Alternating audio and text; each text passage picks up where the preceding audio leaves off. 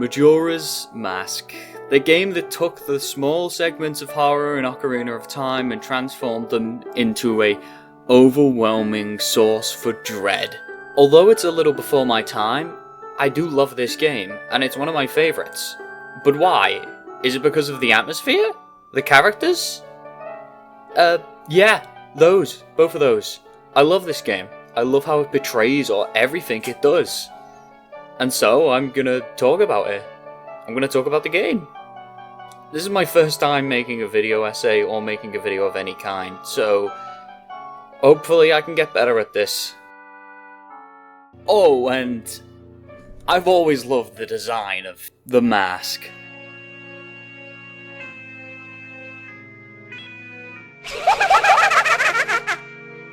Majora's Mask takes place in the child timeline following the events of Ocarina of Time, in which Link was sent back in time to relive his childhood days, but he quickly goes on a new adventure, searching for his friend Navi. As the game starts, we are greeted with Link riding through the Lost Woods on his horsey Epona, when he gets mugged by Skull Kid, and then he descends into Termina. Immediately this game sets its tone to be much darker than Ocarina of Time from the get-go.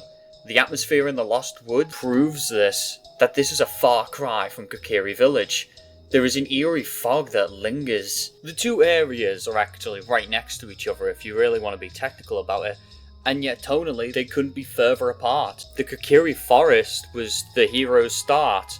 It was a humble and quaint cozy village where Link had a nice place to rest and childhood friends. But Link can't return home. He's lived as an adult. He saved the world. He can't go back to being a child. So, he goes to the Lost Woods instead.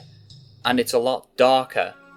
We are then introduced to Skull Kid, the mischievous imp. Returning players from Ocarina of Time may recognize him as the Skull Kid who you can play Saria's song to. But now he's different. He's a wicked monster who horrifically transforms you with dark magic. Link is transformed into a Deku form, now being unable to even swing a blade at him.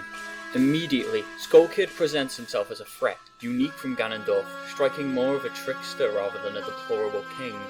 He laughs at our misfortune, and he then makes his getaway. We're stopped by Tattle, who then gets cut off from her friends. This is our Navi for the game, and, I would argue, better than Navi. We're able to continue, and as we do, we bump into this strange, small, twisted tree. It looks familiar. It almost looks like Link does now. Ignoring the tree, we continue, and we end up in this winding hallway. The world shifting, almost as if we're entering a new dimension. Once we find the exit, we bump into this creepy guy, who seems to be looking for a mask. That sounds like no issue. Hero of Time, he should be able to deal with that. This man is the Happy Mask salesman, and he knows how to turn you back to normal. Unfortunately, you'll have to return something that's his first. You see, he's been following you, and he knows that your ocarina was taken. So he asks that once you get your ocarina back, you can also fetch him his mask, and he'll be able to turn you right back to normal, and he can leave. But he seems to have a caveat. You must return it in 3 days. Huh. Well, it seems like we got a bit of a time limit then. Before we continue, I have to say, I love the Happy Mask Salesman. His appearance here is like a fever dream. He shows up as a polite collector of sorts, going around collecting rare masks from place to place. It's really bizarre though, because he's able to make it to Termina, a land which is only accessible through the Lost Woods, which, if not navigated carefully, can turn you into a Stalfos. He knew the way through, and he seems to have a lot of knowledge regarding the masks you can show him while here. Maybe he came from here. It's obvious there's something he's not telling us. But this isn't the first time he's showed up. He's shown up in Ocarina of Time, and there he's bizarre, but nothing too peculiar. He gets pretty upset if you don't have enough money to pay him back for his mask. He seems just like a normal guy. So how come he's here Disregarding any weirdness, we head into the first main hub area of the game.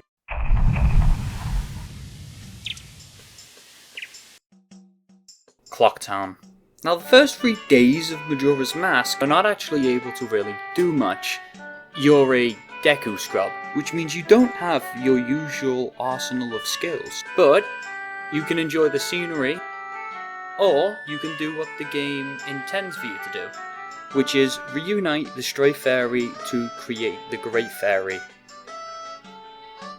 She's a odd character. Why did they put this in the game? She also gives you the ability to expend magic to shoot snot bubbles. The next step is to blow up a balloon and speak to a 35-year-old man named Tingle who thinks he's a forest fairy. Oh, he's also drawing maps. This game is great. Tingle casts his magnificent magical spell on you. You realise that there's another balloon that you should probably pop, which has the face of Majora's Mask on it. This proves that Majora can be beaten with bubbles. We should use that against them the next time we see them. After you do so, you go from speaking to man-children to normal children. However, this child claims to be a member of the Bombers. Who are racist, by the way, they are racist. They are very, very racist. And get into their hideout after playing hide and seek. Just so happens that the Bombers' hideout has a massive giant skull spider that can attack you. What are these kids doing here? But most importantly, you run into the Astral Observatory, where this old guy is, and he starts telling you that you're more polite than the children he normally speaks to. Okay, you look into the telescope and see Skull Kid. He's taunting you. You're able to see that the moon cries and drops a small fragment known as the moon's tear outside of the Astral Observatory. After we pick this bad boy up, we can make our way back to Clocktown to trade with a certain Deku. It seems that he wants to go home to see his wife, but would also like something suitable to return with, which is why we're able to offer him the moon tear. That's a surprisingly common thing in this game. A lot of characters just want to go see their wives. This is most likely due to the fact that during the time of Majora's Mask, a lot of the people working on it were overworked to the point in which they would spend days making the game. They couldn't go home and see their wives. It's exemplified here. Although in Majora's Mask it's a bit more severe as the world is ending. It shines some humanity on these characters though, even if the mayor is incompetent. Putting our focus back on the Deku, he gives us the land title deed, which we promptly give to a strange man in the toilets so we can use it as toilet paper. Yay! It's the only good place it can go right now. We slowly head up to the clock tower as the day finally strikes.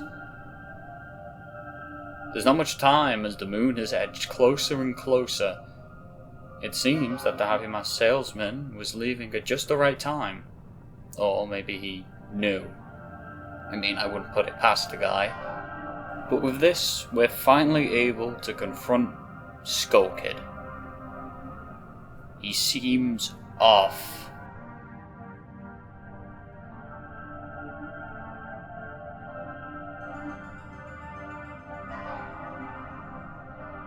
We're then told how to stop this rampage, go to the 4 temples, and bring them.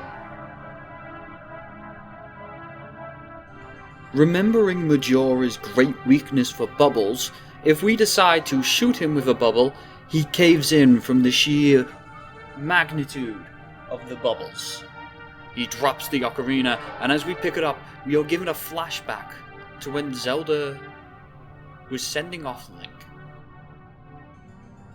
Link, after realizing that Zelda hogs the title of the game, despite the fact that she's only in one scene, decides to not use the Ocarina of Time that she lent him, and instead use some random pipes he's never used before. This works, and he is able to perform the Song of Time, reverting the day to the beginning.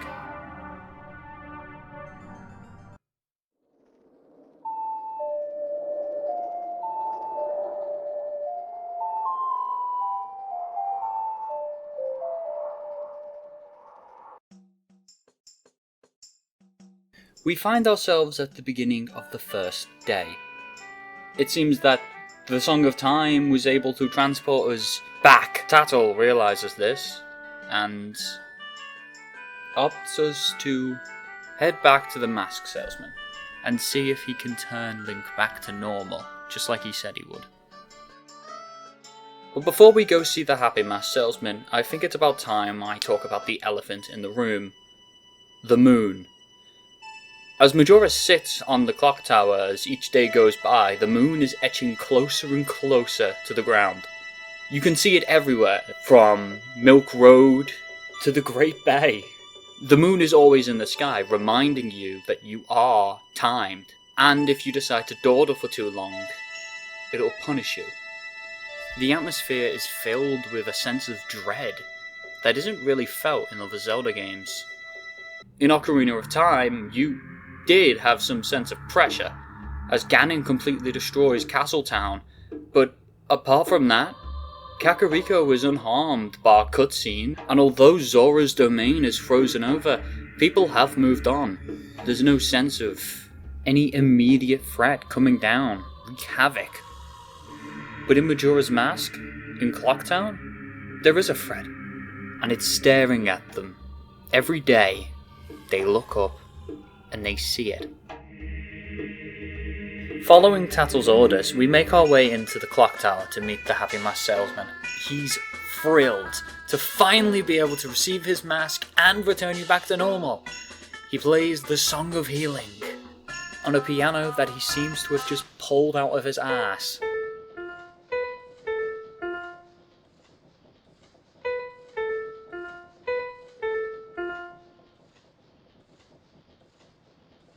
The song plays and the spirit that was trapped inside of Link slowly dissipates, Link bidding it farewell as it gets smaller and smaller until all of its sorrows are met. The spirit turns to nothing more but a mask.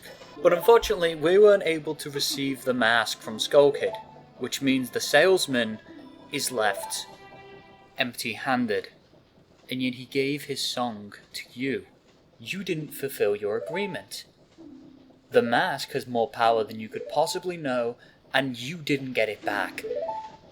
The guy goes livid. He begins choking you. He is terrified at the thought that the mask isn't in his hands at this current moment, and yet somehow he knows that you've been searching for a while. And he's scared because that mask was Majora's mask, a mask that was used in hexing rituals and could grant its wielder evil and wicked powers. But according to legend, the mask was sealed away. Its troubles were too great, and the Ancient Ones feared what tragedy could befall Termina. But now no one knows where that tribe went, and no one knows where the power from that mask came from. But of course, this power-hungry psychopath wanted its power. He wanted to have the idea of the unshakable dark power sitting on his wall. He wanted it so bad, he would go to an alternate realm. He truly is desperate. And he needs your help. And surely, the hero of time can do it. Otherwise, a great tragedy will befall all of Termina. And that's a hook. That's a hook and a half. This dude is a fisherman. He's got a fucking hook on us. He's gonna reel us in any second. Tattle then gives us directions to go straight to the southern swamp. But I think I'm gonna take a closer look at Clocktown. Well, where to start with Clocktown? I think the smartest decision would be to talk about the characters. And if you played Ocarina of Time, they might look familiar, as nearly all the characters in Clocktown, they're from Ocarina of Time. They're doppelgangers. They're swapped around. Although outside of Clocktown, there's a lot of more unique characters. You've got the iconic Valley characters, you've got the Deku characters, and you've got Tingle. But most of the characters in Clocktown are reused. In Ocarina of Time, characters and NPCs kind of just stood around forever, until you eventually came over and either they told you the bit of knowledge you needed, or you used them for one side quest and never saw them again. But here in Majora's Mask, you can go follow a character, see what they do throughout their day, see how they react to the moon falling. Do they deny its existence? Do they come to terms? It allows a lot more storytelling to happen in the environment while you're walking through it. Whereas in Ocarina of Time, the area is pretty stagnant. You see, all these schedules, they add to the sense of dread that fills the sky, the moon, because these people do get scared. They do have ambitions. Hell, the swordsman on the third day is terrified that he's gonna die.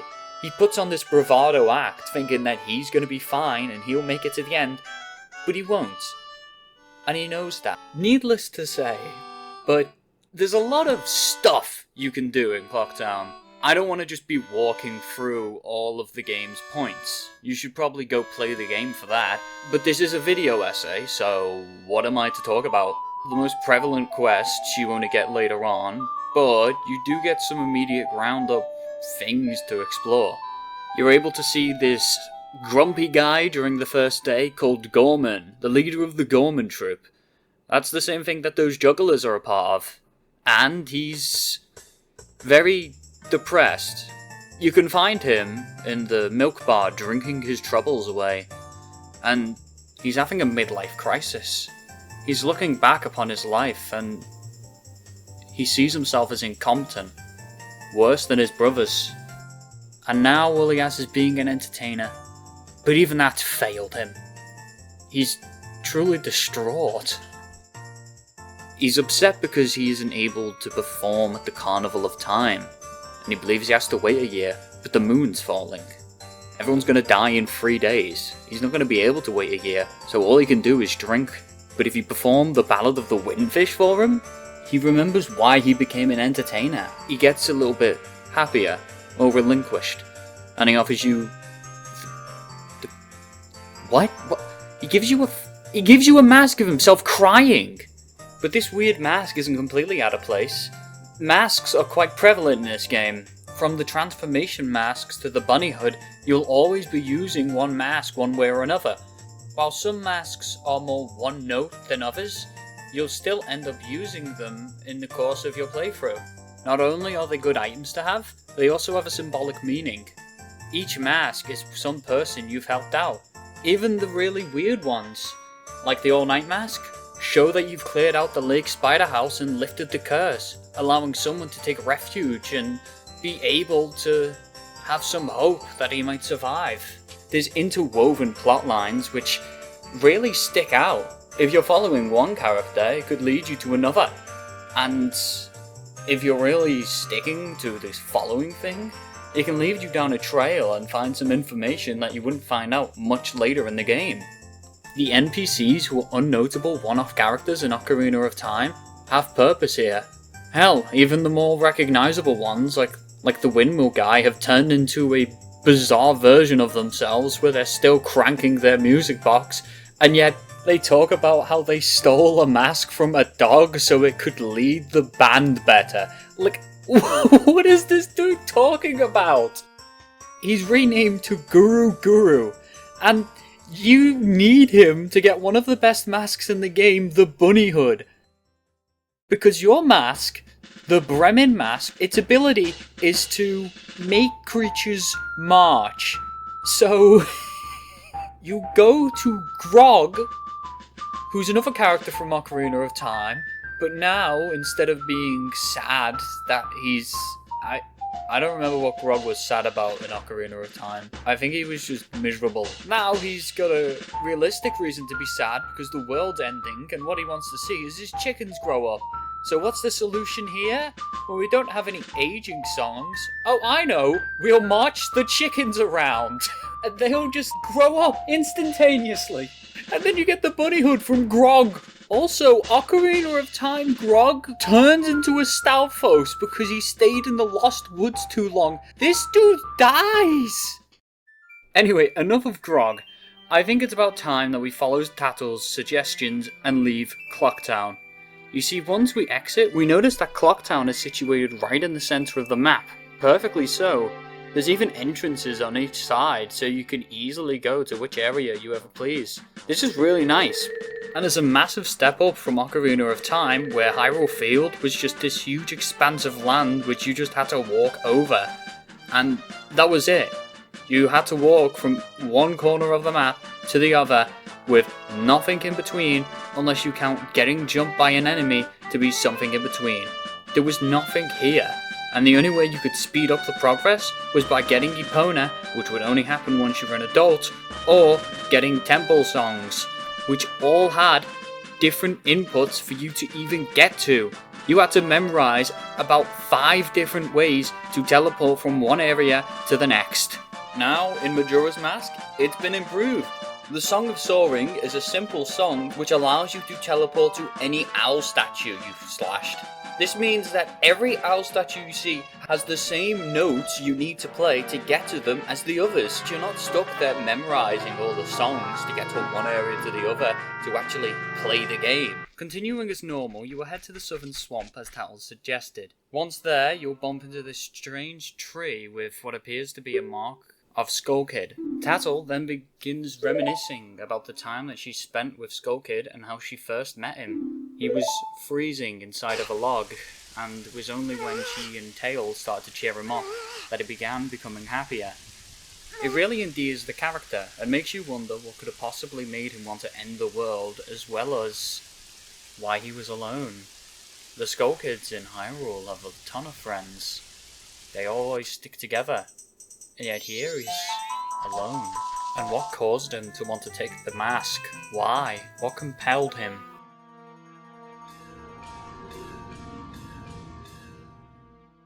We move on, we bump into a hag, we bump into a strange guy with goggles on. We get to the Deku Palace.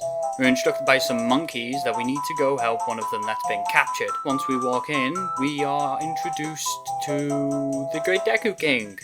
He's great. He wants to kill this monkey and execute him. His daughter's gone missing. That's brilliant, it's brilliant. You sneak around some elaborate stealth sections, and once you get to the monkey, he teaches you a song which can awaken the temple. The monkey is then primed for execution, and you have little time. He is going to be killed shortly. I'll get into more later, his actual punishments and way of death. You get some magic beans as well. Then when you finally get to the temple, you play the song and it rises. Did I forget to mention that the entire swamp has been poisoned? Yeah, the water here has been completely poisoned. It's you can't swim in it, you can't jump in it, which is why the Deku is actually useful for this area because you can jump along the lily pads. Isn't that great? Also, I love the Deku Palace theme.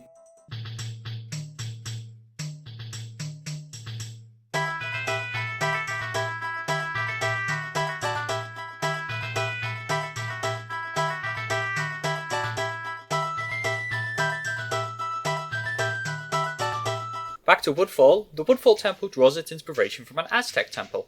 It focused mostly on the wood of the swamp to make itself stand out. Not only does it rise from the waters, but it seems to have some great roots digging through the inside of it. This makes me think that the temple itself was asleep through the roots, and we awakened it, causing the roots to shoot up with the temple. Following the Aztec designs, we're able to see what appears to be some faces. Apart from that, this place really stands out as a starting dungeon. You're made to think vertically instead of thinking of every room as having a puzzle you need to solve and then never touching again. There are 2 main floors which you go through using fire as one of the light sources, which are able to turn on contraptions which make lower levels much more accessible. Once you get to the end of the dungeon, you are greeted by Odola. Now, I love this boss in the original version. He was this big Aztec dude that could be beaten in any way you wanted. He was fast and you had to keep a track of him. He was an actual genuine fight. From the bow to the sword to dropping Deku nuts on his head to stun him, he could be taken down any way. Until the 3DS version came and gave him a big fucking eyeball because that had never been done before. Once you beat him, you can pick up a heart container and then the remains of Eldorwa, marking your first visit with one of the giants. The giants are incredibly otherworldly. They exude this strange aura and are trapped in these strange planes filled with bubbles and fog. They don't really talk either. They make these guttural moans which can be deciphered by tattle. This giant in particular teaches you the oath to order. Escaping the giant chamber, you can then rescue the Deku princess, who the Deku king was executing a monkey over. She freaks out that her father is executing a monkey and quickly insists that you take her over, so you stick her in a bottle. Once you get over, you find that the king is boiling the monkey alive. You then let the princess out and the issue's resolved. The water of the swamp has been returned back to normal. Life can continue. It's pretty good. So, is there any unfortunate problems anyone might have still in this area? Well, you do have the Deku butler. You see, he's missing his child. He doesn't tell you this unless you go in a race with him. He's not seen his kid in a while, which is why he took the race so seriously when you were racing him. Wonder what that's about. Apart from that, the swamp's been cleared. The water's fine, everything's good to be inhabitable, and you haven't really got much left to do. Unless you want to go take a picture with the Deku King, you can pretty much leave this area knowing that everyone's pretty much safe, which is nice. There's not much else to do in the swamp. But there is in the mountains.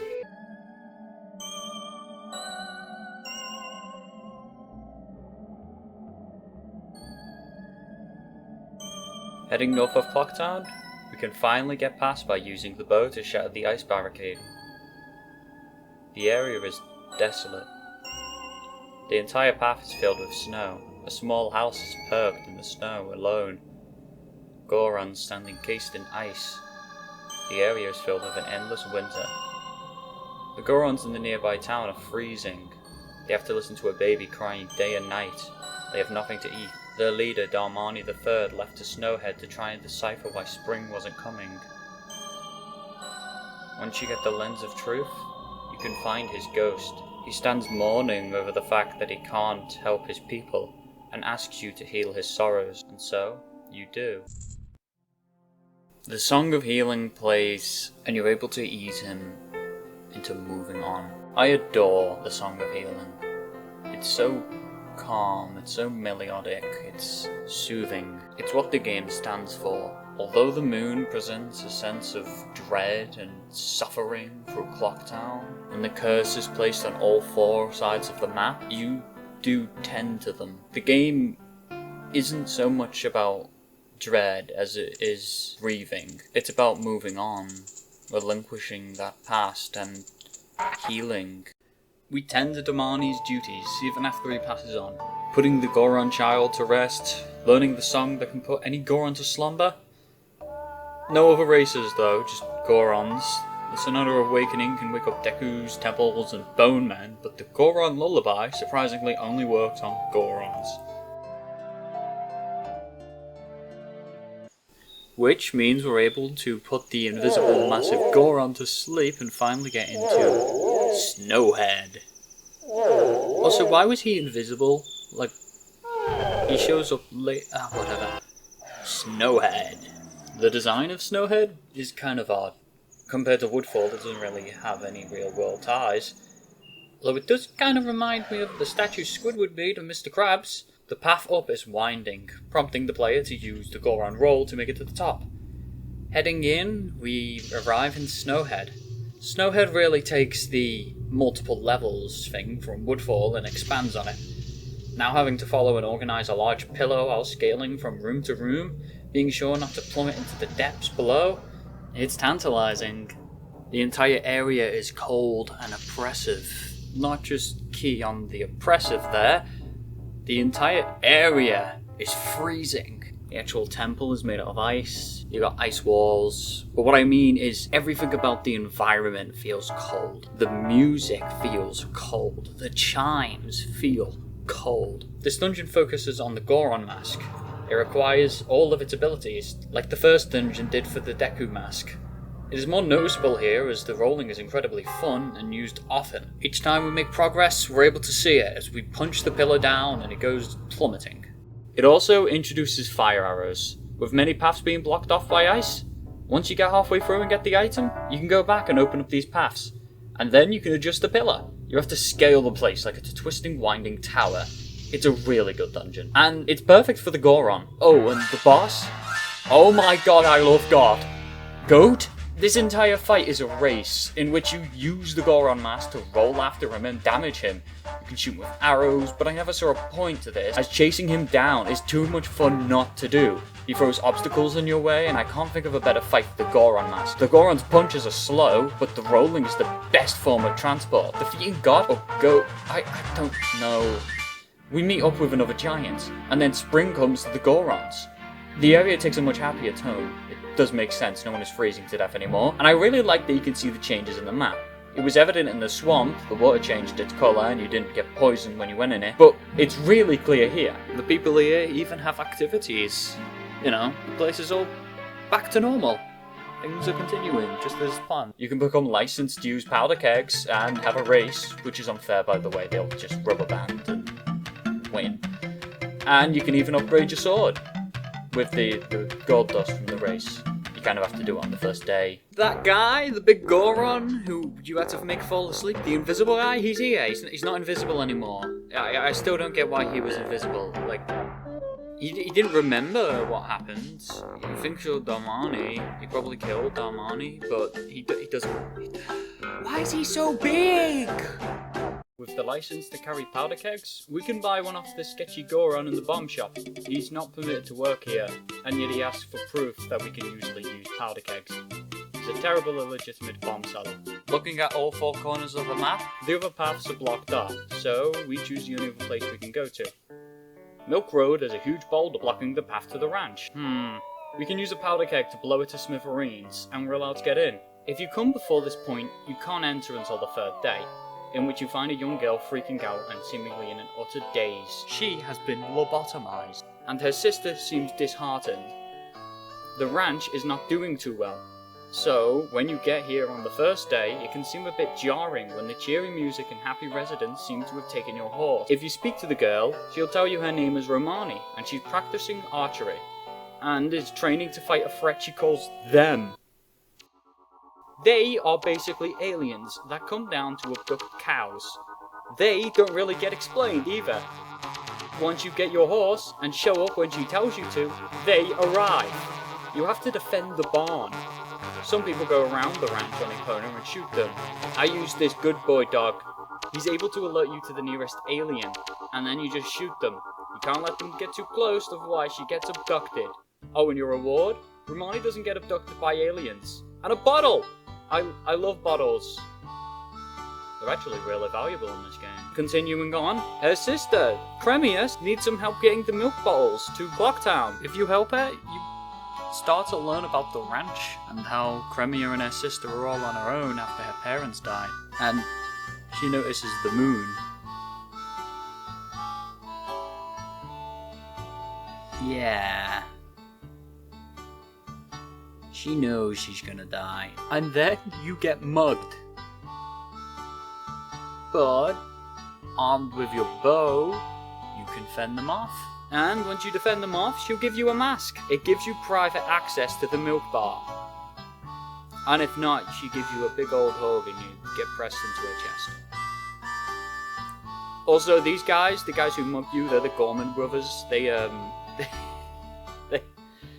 They get really sad if they see their brother, and if you wear his mask, they don't attack you because they're too sad. With Epona in tow, we can head over to the Great Bay.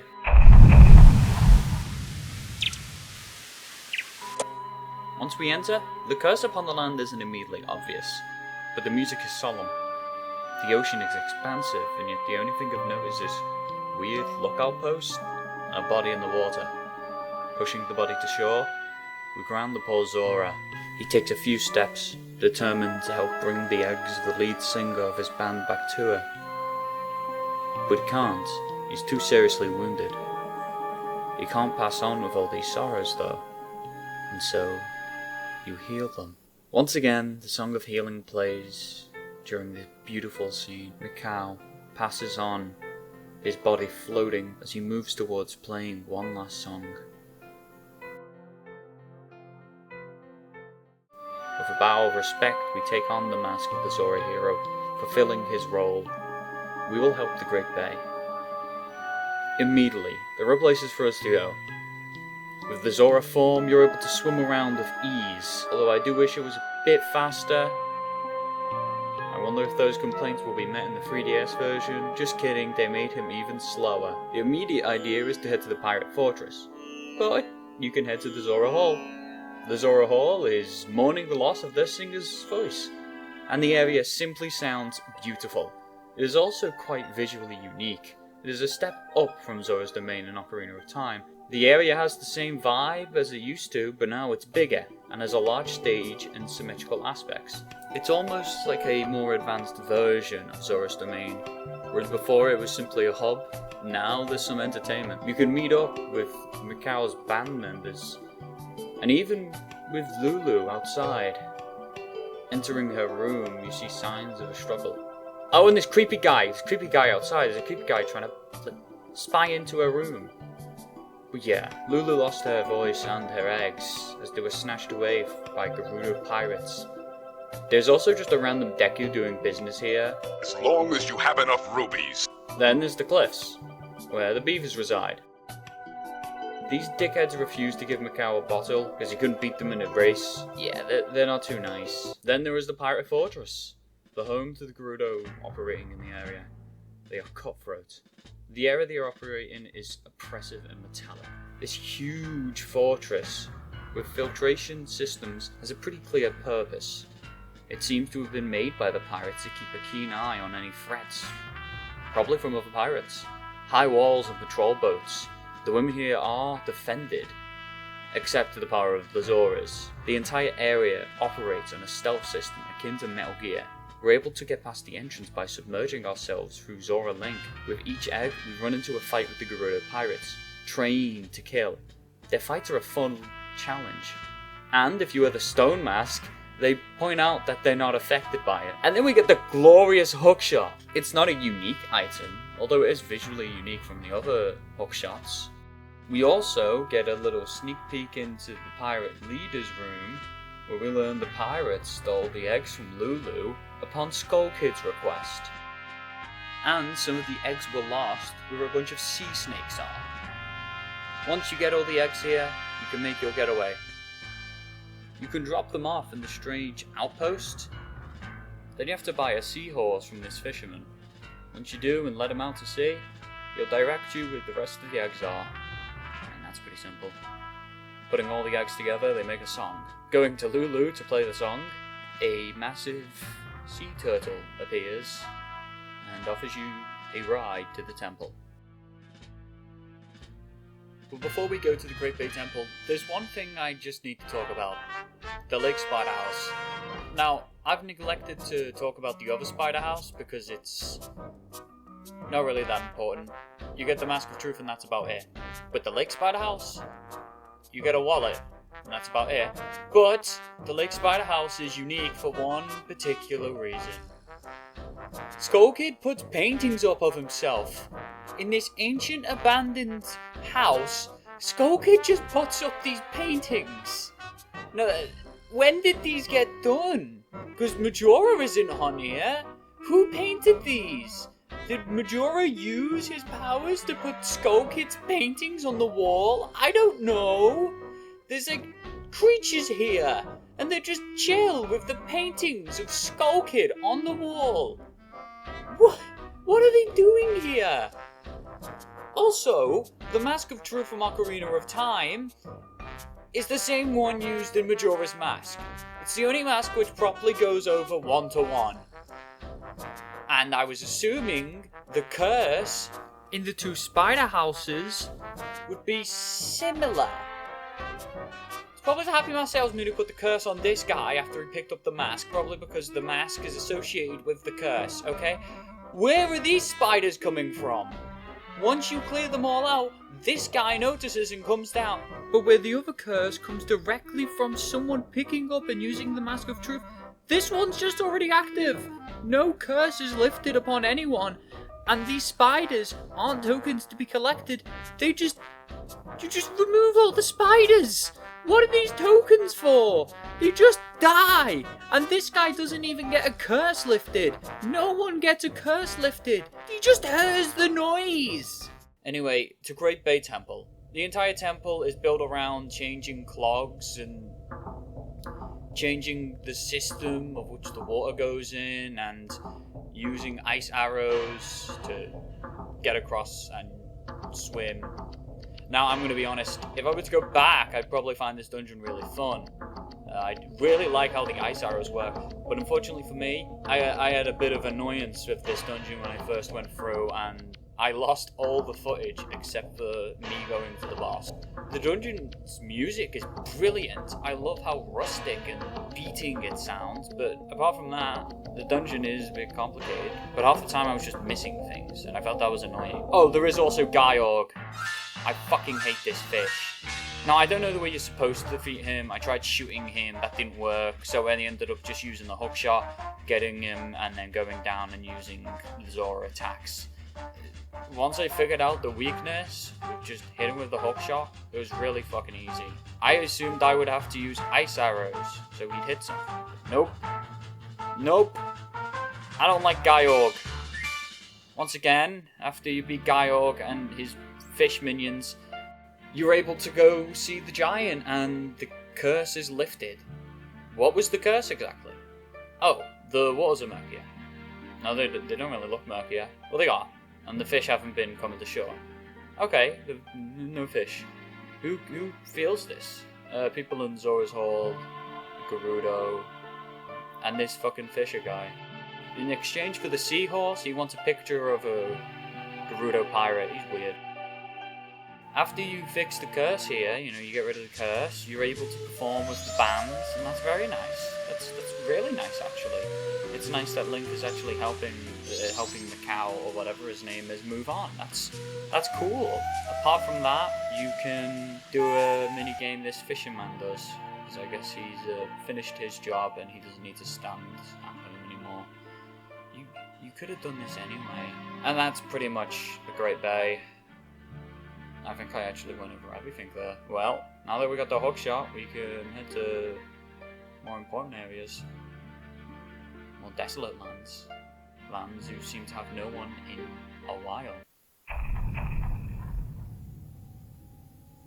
Ikana Canyon is a barren land, filled with nothing but the howls of the dead. The few remaining here aren't here for fun. One such character is Shiro, the invisible god. Giving him a potion, he feels much better, and he gives you the key to his invisibility, the stone mask. But he's not wearing it, I guess he was just using it?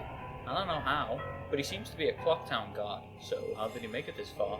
And when did he get this mask? Who made it? I reckon it could be the Happy Mask salesman. I mean, the Mask of Truth was cursed. Who's to say he didn't give him this cursed mask and made him invisible, unable to take it off? Talk to people he likes. Hey, Mario! Look what I made! It's a stone, Luigi. You didn't make it. You can then find the Poe Collector lookalike.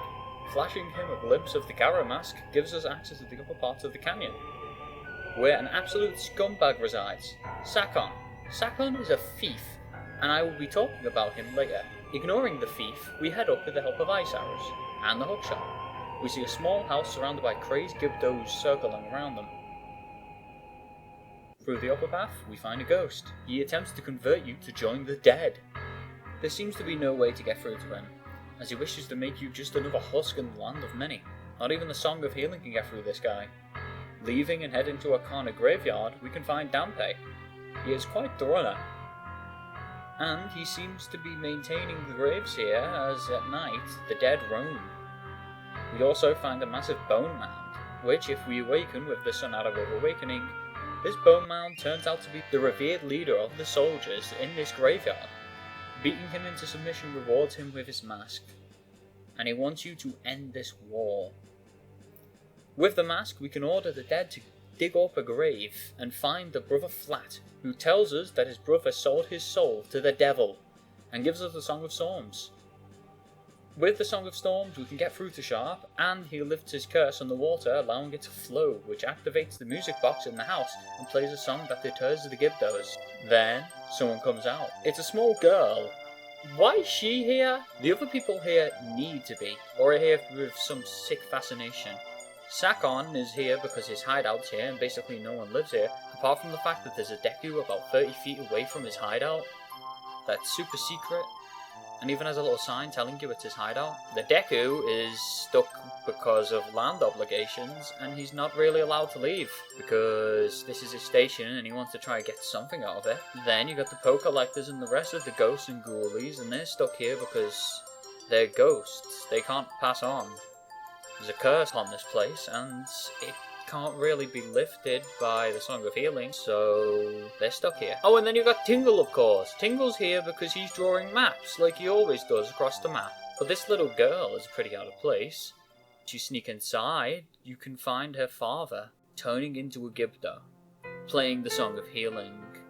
He comes to his senses, and him and his daughter reconnect. It's a heartfelt scene.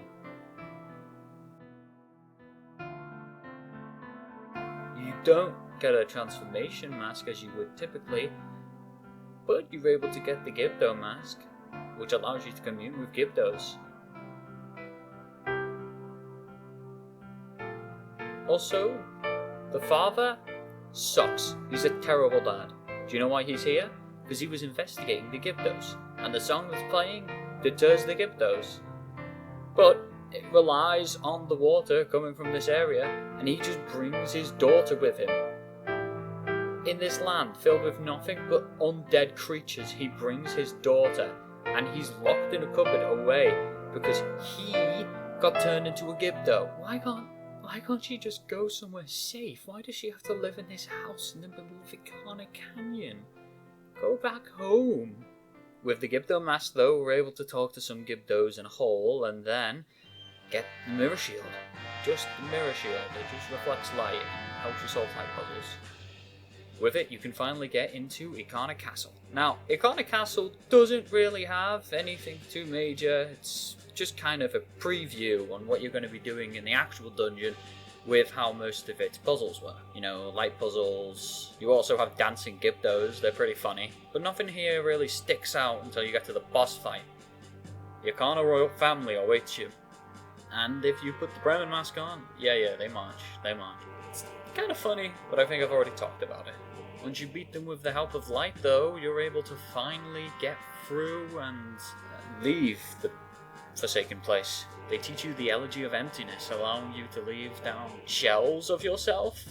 These husks are really weird, and they're not really pleasant to look at. Each one from the transformations represents the character who died, but why does Link have something? It looks freaky, looks awful. Ugh. With it, though, we're able to head to Stone Tower Temple, mounting the climb against the rocky canyon. It's a long, tedious trek. Once you get to the top, you have your path. You head in to a haunting dungeon. Stone Tower Temple. This dungeon is complex. Many regard it to be one of the best dungeons in Zelda. The tower itself is like a huge termite hill, and you can actually see it from multiple points of the map. The temple is actually quite similar to the Tower of Babel, long abandoned. And where Babel is abandoned as those who sought it to build it to the heavens were cast away, the same could have occurred here. Those building the Stone Tower Temple could have been deterred by the gods. Who would that be? The Golden Goddesses? The Giants? Majora? Whatever it was, apparently brought upon the cursed Ikana. The temple entrance is that of a wailing face, covered in intricate designs. The music, on its own, is on point, incorporating all instruments that the player has used throughout the transformations, even your first one, the ocarina. The dungeon focuses on light puzzles. Once you get halfway in, you have to fight a Garo leader. I didn't talk much about the Garo. They were spies sent to intercept the Kingdom of Ikana, back when it was prosperous. Beating him gets you the light arrows, and the hint to flip the dungeon. Now able to head through rooms with a brand new perspective. It's a bit ironic with the Babel comparisons, as now the heavens this temple was built to explore and pierce is now just a plummet away. Also, I love the design of the mini-boss. He's a Reaper character, and it's a good fun fight. I nearly died, but that was because I got cursed before entering the room. He's a striking boss, and he seems to be comprised of bats. You use the light arrow, and then you're able to close in and attack him. But you have to remember to shield. It's really fun. But what do I think of this dungeon? It's good. I often had issues where I didn't know where to go or what to do, but I suppose that comes with the territory. There were a few annoyances, however, such as one of the mirrors refusing to absorb light, but I like how every transformation needs to be used, utilising the Deku form despite its lack of usefulness past the first dungeon. It feels like a test from all you've learned. Then you've got the boss Twin Mold. I'm not a big fan. It feels like you were just fighting two normal big enemies once you put on the Giant's Mask, with nothing but mindless fighting. I don't even really understand how Twin Mold is the boss. They're just massive bugs in the desert. That isn't really corresponding with any theme or any challenge. Odoa is a warrior that uses fire and moths, making him a threat to the Dekus. And he's in an Aztec temple. Makes sense for him to be here. Goat, or Got, is a huge bull that is naturally faster than the Goron and can shoot down with lightning, making it a challenging race. Gaio, despite how much he sucks, is an underwater boss, and he can't really be hurt by the Zora form initially, and yet you still need to use the Zora form to reach him. It makes sense that to be the boss. But Twin Mold? You don't get a transformation mask unless you count the Giant's Mask. They just had you fight two normal damage sponges. They could have at least made it an undead monster to fit the theme of Akana, but they didn't. Defeating Twin Mold, the final giant is let free and the curse upon Akana is lifted. No changes appear on the map. This does annoy me, but I get it, it's nearing the end of the game. But I wish it was similar to the other 3 dungeons, or at least something changed. The only thing that actually changes in Akana is the Poe Collector isn't here anymore because his soul has passed on. And is that what I get for clearing out an area? I don't know, it just seems a bit off. Hell, you don't even heal the Akana King because he shows up in the credits. Before the final day comes, I think I should go over one of the most significant quests in the game, the Anju and Cafe quest. This quest can be started the second you get rid of the Deku form. The issue here is that Anju is getting married, but Cafe is nowhere to be seen. She tasks you to look for him, and to get a letter sent to him. Once you do, you're able to meet up with him, and he reveals that he's been turned into a child by that pesky Skull Kid, and his mask was taken from him by the thief Sakon. See, this guy's awful. He also steals from an old lady from the bomb shop. He's a terrible person, and he sells things to the curiosity shop, which Cafe is expecting. He wants him to show up and sell, because once he does, he'll be able to follow him, and he tasks you to give a pendant to Anju. This will tell her to stay home, not leave the town. He'll be back. Heading over to Sakon's very obvious hideout in Nikana Canyon, you were able to get through. Although, I don't know how Cafe got here because I needed a hookshot to get here. I guess he's a good climber. You go inside and you do a small little dungeon pushing some blocks, and you actually get to play as a different character. You know, Cafe. There's a 2-player mode in a Zelda game.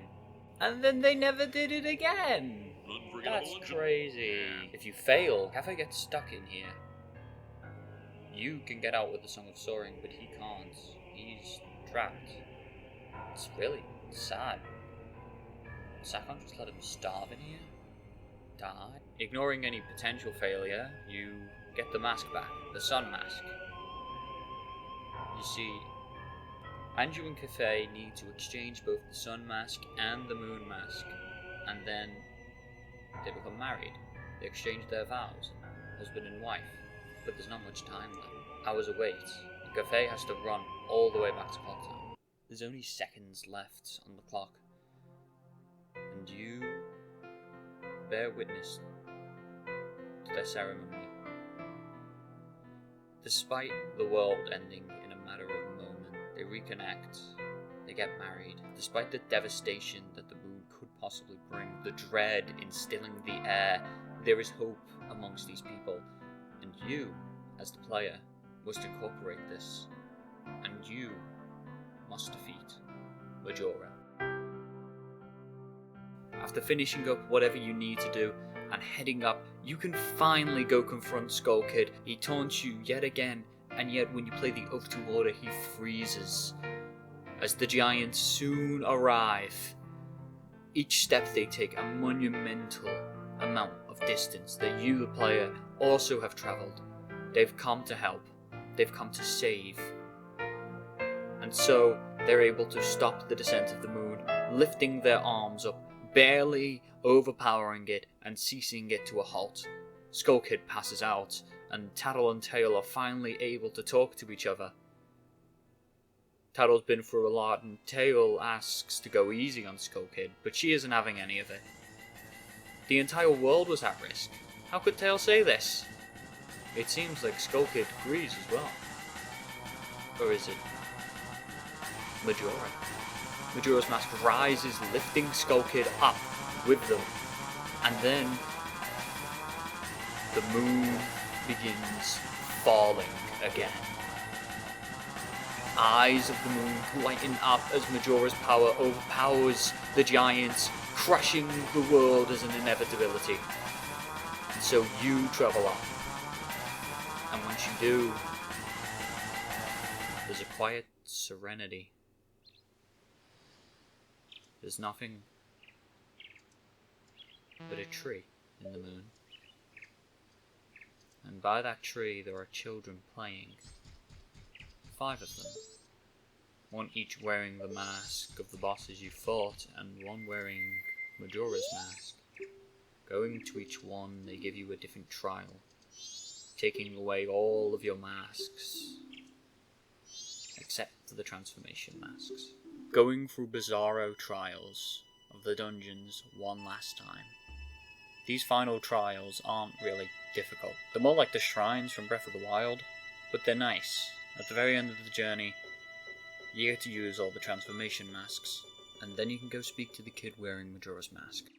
He says that you and him are going to play a game. And you're the bad guy. And he gives you the Fierce Deity mask, the final transformation mask. Once he finishes, you enter this otherworldly arena. Putting it on, you grow akin to the size of an adult Link, with double helix sword by your side. Majora is easily dispatched now. He does have 3 transformations though. The first one with the mask floating around the arena, and all the other masks join in, attacking you, which, if you have the Fierce Deity mask, makes this fight really easy. And I was going to use that to the best of my advantage, because I work to get it. From what I hear, the fight isn't too hard without it. But I do like how there's multiple transformations. But the music is really good in each and every one of them. He even transforms into Majora's incarnation. He moonwalks and he runs around. It's a really fun fight. Probably because I was killing him really quickly. But the music is really good. I love this music. He makes little sounds. He makes silly little sounds. It's really funny. You finally get into Majora's Wrath, where Majora takes on a much more serious stance using whips. Although they seem a bit demented still, they aren't just running around having fun. They're evil now. They're serious. They're dark. The first phase is just the icon of what he is. The second phase is him playing, and the third phase is a child trying to take itself seriously as the bad guy. And you can put him in his place and flatten him on his ass. And once you do, the moon dissolves away. All of the people are saved, and Termina is finally at peace. It's brilliant, I love this! You meet up with Skull Kid, and when he pleads to his friends, the giants, to forgive him, they already have. And they remind them that they're not that far away. He then also becomes your friend. The mask really preyed upon his weakness and made him into this monster, but he's just a kind-hearted imp. The happy mask salesman takes the mask and sees that its power is gone, diminished into nothing. And he leaves, but not before saying goodbye and farewell. The salesman points out all of your accomplishments, all of those you've helped. It's really sweet of him. It's nice. Despite his aggression, he seems to know what we've went through, which is a lot more than anyone else can say. Although his sheer presence seems to make Skull Kid quiver. I suppose it makes sense. Skull Kid did mug him. Might be a bit scared of repercussions. You're shown everyone you helped along the way. Anju and Cafe are finally married. You get to see people's lives that you've improved, that you've helped. The milk bar's lively. Link even helps the Indiegogos perform. It's really nice that he stayed around. You know, they were expecting for Macau to play the guitar, so good on Link. He didn't let anyone down. The game ends on somewhat of a somber note. The Deku Butler finally found his child. That tree at the beginning of the game. He stands over it. Mourningly. It seems for some things you're too late. So, that's Majora's Mask. A game about hope. It's a game about a lot of things, but mostly about heroism. And I hope I could have entertained you. As I said, it's one of my favourite games. This is my first video, so I'm hoping it isn't too shit. Oh, and I gotta give some credits. Also, I'd love to do more of these, so if you have any suggestions, just leave them in the comments. I might do a comparison between Ocarina of Time and this, but I think I'm going to take a little break